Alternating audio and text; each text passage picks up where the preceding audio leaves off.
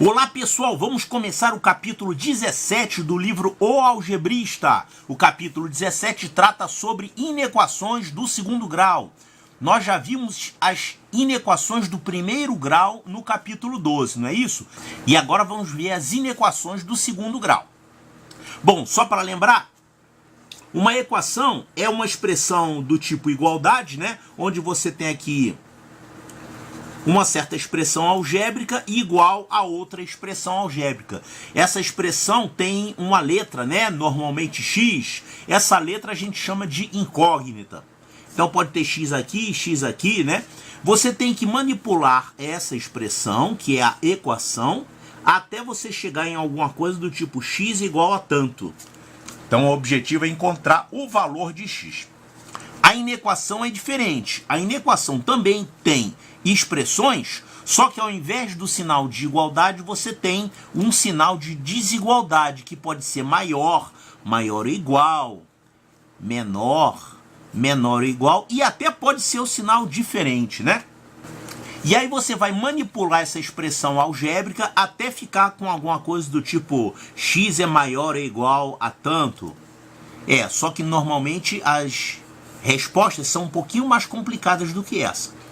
Na equação, a solução é um valor, ou então dois valores, ou então três valores. É um conjunto de valores, um conjunto finito de valores. Na equação do segundo grau, por exemplo, nós podemos ter duas soluções. Normalmente tem duas soluções, né? É claro que às vezes você pode ter uma solução, que é no caso da raiz dupla, ou então nenhuma solução, que é o caso da equação impossível.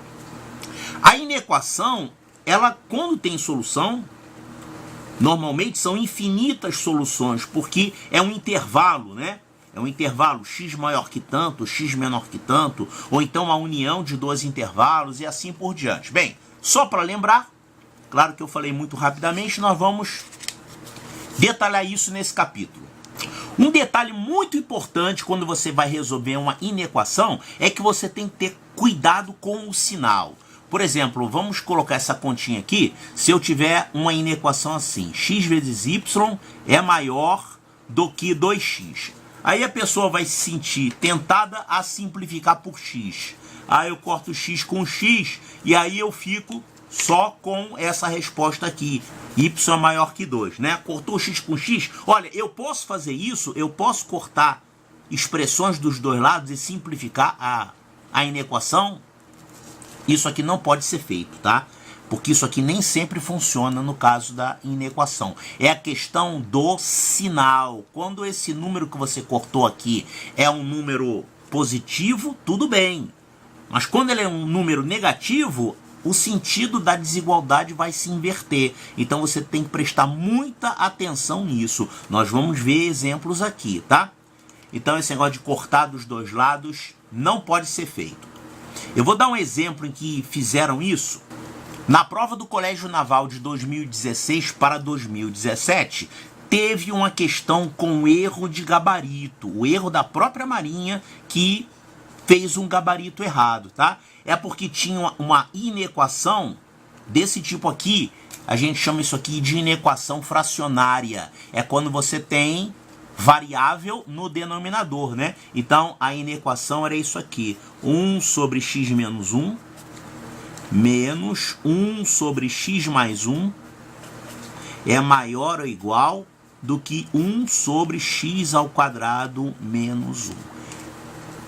E quando eles foram fazer o gabarito lá, no caso a diretoria de ensino da Marinha, eles eliminaram os denominadores. Você não pode eliminar denominadores numa inequação. Na equação você pode fazer isso, mas na inequação não. Senão você vai achar respostas erradas, tá? Então, mais lá pra frente, no final desse capítulo, eu vou resolver essa questão aqui do Colégio Naval. Eu vou resolver do jeito correto que se resolve isso e eu vou mostrar qual foi o erro que eles cometeram para resolver isso. No caso, nessa ocasião aí, eles encontraram no gabarito oficial a resposta foi essa, só que é uma resposta errada. Na verdade, a resposta certa é essa aqui, tá bom? Então, daqui a pouco eu vou resolver essa questão. Muito bem, então a resolução da inequação do segundo grau é baseada no estudo do sinal do chamado trinômio do segundo grau, como esse aqui, por exemplo. Essa expressão x² menos 5x mais 6, essa expressão algébrica, ela assume vários valores, né? Quando x vale 0, por exemplo, isso aqui dá 6. Quando x vale 1, isso aqui dá 1 menos 5, menos 4 mais 6, vai dar mais 2. Então, para cada valor de x diferente, essa expressão vai ter um valor diferente. Quando você fala que você quer que isso aqui seja menor que 0, você tem que descobrir quais são os valores de x que vão fazer com que o valor dessa expressão seja negativo. Pode ser qualquer valor negativo. Pode ser menos 1, menos 2, menos 3, não importa. Aqui tem que ser menor que 0, né? Negativo. Bom, em linhas gerais, o que a gente faz para resolver uma inequação do segundo grau? A primeira coisa que você faz é descobrir quais são as raízes. Então, essa é a primeira coisa. Raízes. Tem raízes? Tem duas raízes reais diferentes?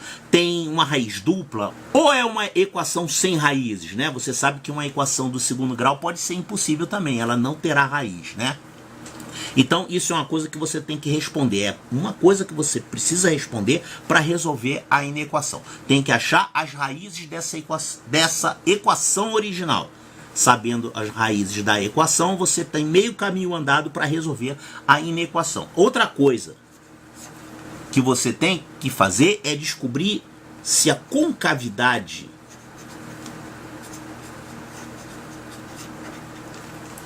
está voltada para baixo ou para cima. Olha só, se você traçar o gráfico dessa função aqui, esse gráfico é uma parábola. Se você fizer assim, ó, y igual a x² menos 5x mais 6, né? Isso aqui é o gráfico de uma parábola. Se você traçar aqui os eixos x, y e formar o gráfico, como é que você vai formar esse gráfico aqui? Você tem que saber as raízes. Quais são as raízes dessa função? Quais são os números que anulam essa expressão? São as raízes dessa equação do segundo grau aqui. Se você resolver essa equação do segundo grau, essa em particular, você vai encontrar quais raízes? 2 e 3. Então você encontrou aqui 2 e 3 são as raízes. 2 e 3. E aí você tem que descobrir se essa função tem a concavidade voltada para baixo ou para cima, ou seja, se ela é assim ou se ela é assim.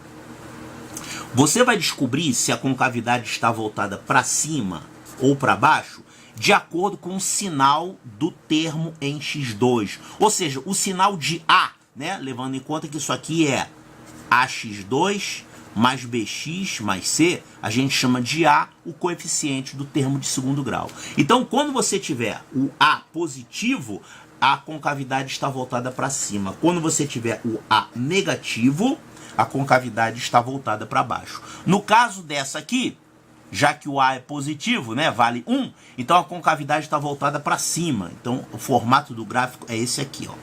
Esse aqui é o formato desse gráfico. E aí você pode, desse jeito, estudar o sinal. Quando é que essa expressão é positiva e quando é que essa expressão é negativa. Observe que nessa região ela é positiva. Aqui também, né? É positiva. Agora, aqui nessa região, entre as raízes, ela tem valores negativos. Certo? Então, essa expressão vai ser negativa entre as raízes. Se as raízes são 2 e 3, ela vai ser negativa aqui nesse intervalo, tá?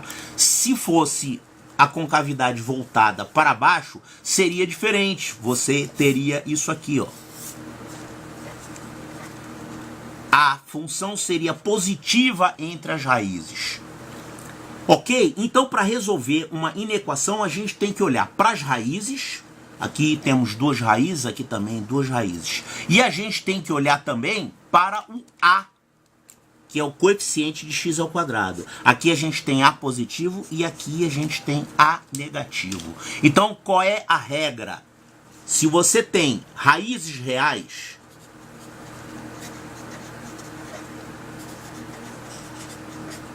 reais e diferentes, né? Como nesse caso aqui.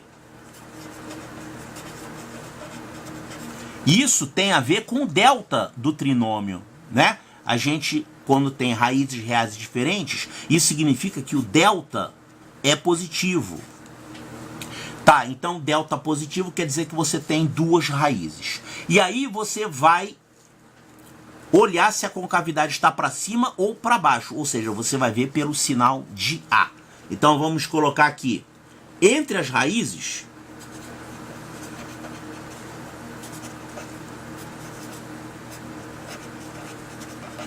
essa expressão vai ter um sinal contrário ao de A.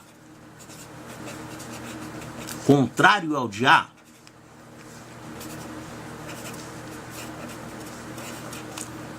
sim, é isso aqui que acontece, ó. Quando você tem o A positivo, entre as raízes será negativo, ou seja, o sinal contrário de A. Entre as raízes, o sinal da expressão é o sinal contrário ao de A. Olha esse outro caso aqui, o A é negativo,